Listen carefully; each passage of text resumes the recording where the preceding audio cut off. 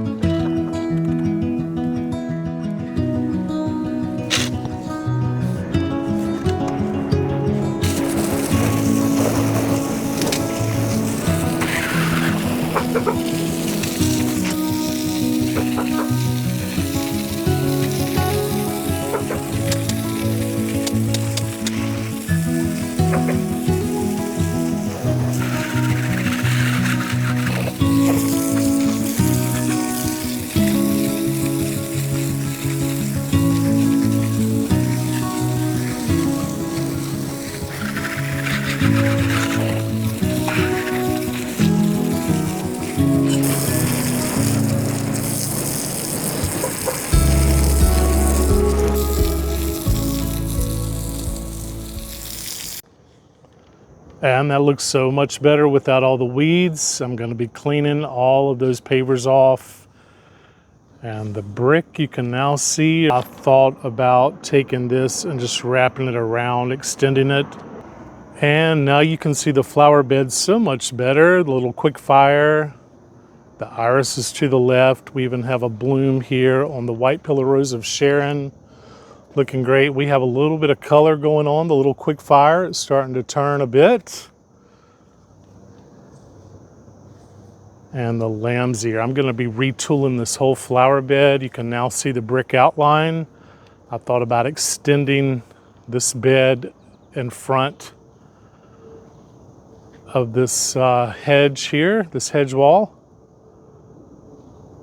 And that is so much better. So I went in and cut back the cat's pajamas Nepeta.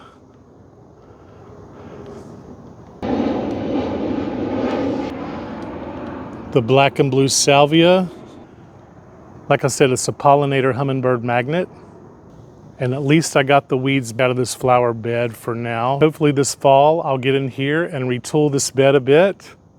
There's so many things going on, but it helps me to know what thrives in this location and what doesn't, what needs more sun, what may need more shade.